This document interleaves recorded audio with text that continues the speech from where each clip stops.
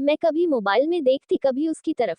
Social media पर उसके account खोल कर देखे, तस्वीर मिलाए, वही था, पक्का वही, कोई शक नहीं था। वैसे भी हम महिलाएं पहचानने में कभी भी धोखा नहीं खा सकती। 20 साल बाद भी सिर्फ आंखों से पहचान ले।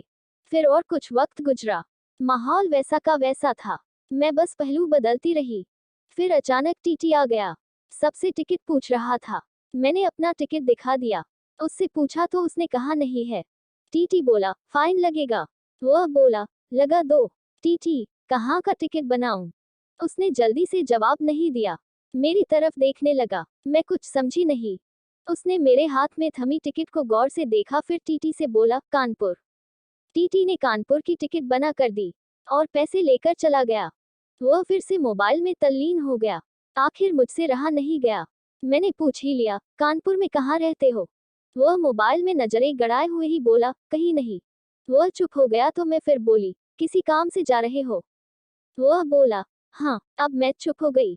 वह अजनबी की तरह बात कर रहा था और अजनबी से कैसे पूछ लूं किस काम से जा रहे हो? कुछ देर चुप रहने के बाद फिर मैंने पूछ ही लिया वहां शायद आप नौकरी करते हो? उसने कहा नहीं। मैंने फिर हिम्मत करके पूछा तो किसी से मिलने जा रहे हो? वही संक्षिप्त उत्तर नहीं। आखिरी जवाब सुनकर मेरी हिम्मत नहीं हुई कि और भी कुछ पूछूं। अजीब आदमी था, बिना काम सफर कर रहा था। मैं मुंह फेर कर अपने मोबाइल में लग गई। कुछ देर बाद खुद ही बोला ये भी पूछ लो क्यों जा रहा हूँ कानपुर? मेरे मुंह से जल्दी में निकला बताओ क्यों जा रहे हो? फिर अपने ही उतावलेपन पर मुझे शर्म सी आ गई।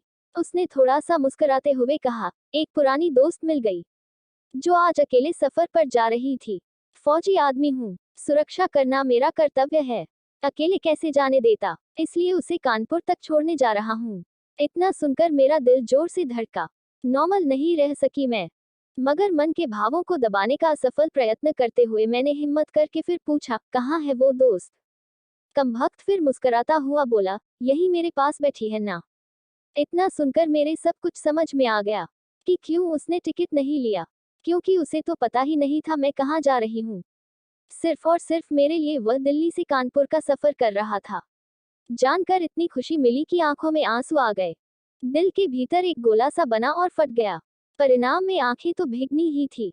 बोला रो क्यों रही हो? मैं बस इतना ही कह पाए तुम मर्द हो नहीं समझ सकते? वह बोला क्योंकि थोड़ा बहुत लिख लेता हूँ इसलिए एक कवि और लेखक भी हूँ, सब समझ सकता हूँ। मैंने खुद को संभालते हुए कहा शुक्रिया मुझे पहचानने के लिए और मेरे लिए इतना टाइम निकालने के लिए। वह बोला प्लेटफॉर्म पर अकेली घूम रही थी, कोई साथ नहीं दिखा तो आना पड़ा। कल ही रक्षाबंधन था, इसलिए बहुत भीड़ है। तुमको यूं अकेले सफर नहीं करना चाहिए। क्या करती, उनको छुट्टी नहीं मिल रही थी और भाई यहाँ दिल्ली में आकर बस गए। राखी बांधने तो आना ही था। मैंने मजबूरी बताई। ऐसे भाइयों को राखी बांधने आए हो जिनको ये भी फिक्र नहीं कि बहन इतना लंबा सफर अकेले कैसे करेगी। भाई शादी के बाद भाई रहे ही नहीं, भाभीियों के हो गए, मम्मी पापा रहे नहीं। कहकर मैं उदास हो गई। वह फिर बोला तो पति को तो समझना चाहिए, उनकी बहुत बिजी लाइफ है, मैं ज्यादा डिस्टर्ब नहीं करती और आजकल इतना खतरा नहीं रहा, कर लेती हूँ मैं अकेले सफर। तुम अपनी सुनाओ कैसे हो? अच्छा हूँ, कट रही है जिंदगी। मेरी याद आती थी क्या? मैंने हिम्मत करके पूछा। वो चुप हो गया, कुछ नहीं बोला तो मैं फिर बोली सॉरी, यूं ही पूछ लिया। अब तो परिपक्व हो गए हैं, कर सकते हैं ऐसी बात। उसने शर्ट की बाजू की बटन खोलकर हाथ में पहना वो तांबे का कड़ा दिखाया जो मैंने ही फ्रेंडशिप डे पर उसे दिया था। बोला याद तो नहीं आती पर कमबख्त ये तेरी याद दिला देता था। कड़ा देखकर दिल को बहुत सुकून मिला।